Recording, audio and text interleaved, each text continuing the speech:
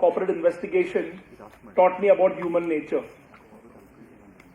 As per a recent study conducted by the Association of Certified Fraud Examiners, which is a global apex body, we understand approximately 5% of total revenue is lost by corporations globally every year. But I have a different take to it. I think fraud is not only about numbers. Fraud is about human nature and human choices. At the outset, let me clarify. These opinions and views expressed are purely mine and does not represent any views of any organization or institution I'm affiliated to. Secondly, I'm a finance professional and not a medically professional and not an expert in human behavior and psychology. So let me start with a quick example. Initial days of my career, I met a finance controller. She had confessed of cooking the books of accounts. The quarterly results of a listed company were fudged.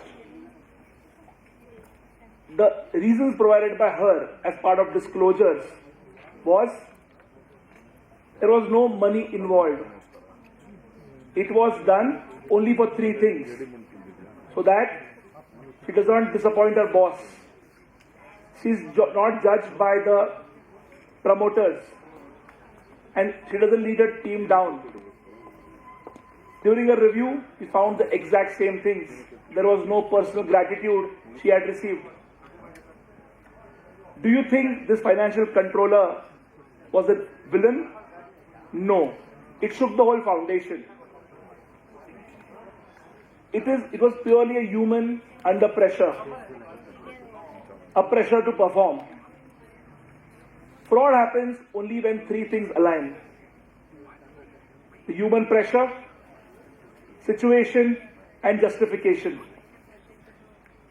This concept is explained beautifully by a famous criminologist, Mr. Donald R. Cressey.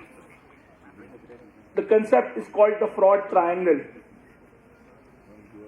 The first aspect of the fraud triangle is pressure. A person under pressure has a narrow bandwidth of thinking. Pressure is not only about greed, it's not only about money always. Pressure could be a family pressure. Pressure could be of not being judged or simply of not failing. In a recent investigation we conducted as part of an investment to be done, we saw the books of accounts of the investee company were fudged.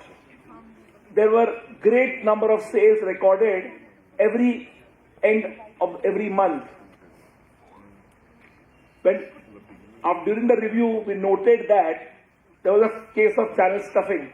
The sales were recorded the last few days of a month and reversed the next subsequent month. What was the reason? The reason was to provide greater numbers to the investors. The promoter confessed he wanted to meet the estimates he had provided to the stakeholders. When pressure comes in, integrity takes a back seat. The second aspect of the triangle, of the fraud triangle, is opportunity. If pressure is the need, opportunity is the pathway. In an organization where controls are weak, that's where the person thinks there is an ample opportunity of doing fraud. A confidence that he won't be looked at ever. He enjoys the trust of the management. In one case, we could see 30 million Indian rupees being diverted suddenly. They went missing. When we followed the money, we could see, shockingly, money is being diverted to certain websites. Who were gaming websites? How did it happen? This specific financial controller, the person involved of the banking transaction, the involved of treasury, was the best friend of the promoter's son. The promoter was living abroad. He was the company was started 4 years back. So much so, the registered email address with the bankers was his email ID. He took the chance and he thought, let me make some quick money. However, he got caught. Next, in the most important thing of the fraud triangle, opportunity and pressure in standalone won't make an act fraudulent. Is a third aspect called rationalization, the excuse or justification what we give ourselves. A lot of times, promoters of the company, the owner of the company might think, it's okay, I deserve it, I will fix it for later. No one would notice. It's my company. A lot of times we could see multiple cases in India itself where large promoters have diverted funds of the public company for their personal profiteering and personal benefits, forgetting that there is a lot of stakeholders' money, bankers' money involved. When rationalization comes in, it's a thought where you justify your grey acts and telling a story, it's okay. The triangle does not speak only about explain fraud. It explains a larger concern. It's about human choices. Human choices made can be fraudulent, wherein there is huge pressure when the edges are cut, when the opportunity is seized and a justification is given that what I am doing is cool, there is no issue, it's perfect, everyone does it. Context impacts the behavior long before the character does. Is one of the important summary takeaway from the fraud triangle. Integrity itself is not taken seriously by a lot of these promoters and the people at the process owners. Integrity is not governed by any law or statutes. It is a thought process what a person has when no one is watching. So is there a way to prevent fraud? Like multiple chronic diseases, even fraud can be reduced, can be adjusted, can be prevented to a large extent. How do you do that? Reduce pressure. Have an open door policy in an organization. Have external experts, counselors come in and speak to the members. Have realistic targets. In the current age of valuation, the numbers, the targets that are submitted are crazy. They don't seem to be human. A person working under lesser pressure gives a better delivery. He feels more at comfort. Second way of preventing is the way of rationalization. Justifying the rationalization is the most important aspect to it. How do we do that? Rationalization involves a lot of ethical dilemma. In India, typically during Diwalis, a lot of gifting culture used to exist. The new age corporates, the new age people have become much more diligent. The ethical dilemma, how much to accept during Diwali from a business partner and to what extent and what limit, is all governed by policies. Companies should have a way of communication which involves tone at the top has to be very clear. Point number one. Sub-point number two, there has to be a strong line like an ethical board line wherein people can express their concerns securely. Third is strengthening the controls and processes in an organization. A company having a strong policy design has lesser room for a fraud to happen. frequent third-party audits, having a maker-taker concept in an organization. There has to be complete delegation by the way of SOPs, which have been written down and framed.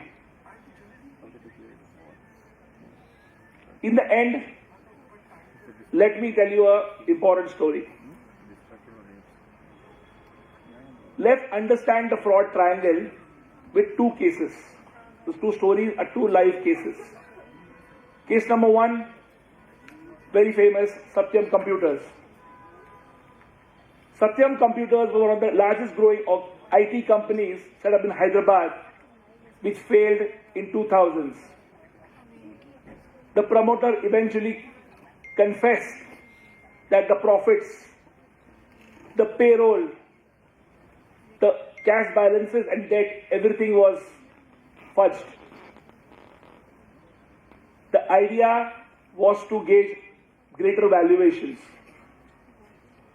Let's try and understand Satyam Computer's example by the way of the fraud triangle. The pressure was to deliver and compete with global agencies. Second, the opportunity here was there was no checks. The promoter was the ultimate authority in the organization, and he enjoyed trust because of the last decade, the way things were progressing. All the stakeholders were happy. Investors were making their money. What was the rationalization by the promoter? As and when a merger takes up, as we all know, there was supposed to have a merger between Satyam Computers and one of its related party called Mitas, which was owned by his son. Mitas was a real estate company. Mitas is nothing but Satyam read in reverse. The merger would have made the books kosher and things would have been done away with. But what really transpired? A lot of litigations and a lot of regulatory action, not only on the promoters, but the auditors and the multiple stakeholders involved. Second case study on explain the fraud triangle is the Madoff case. One of the biggest frauds that happened in the capital market in US. Madoff fund was giving great returns compared to the other hedge funds in the US markets. Constantly, year on year. People were excited and people had all the trust to put in all their monies in the Madoff funds. The US market, as we all know, in the 2000s collapsed due to the subprime crisis. Fresh money started dying in. And the whole scene collapsed.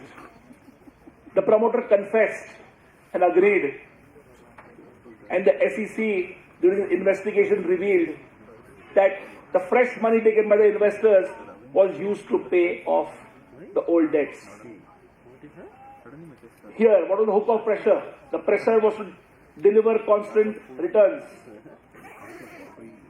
Second, to maintain an image. What was the opportunity here? Opportunity, no regulatory inspections.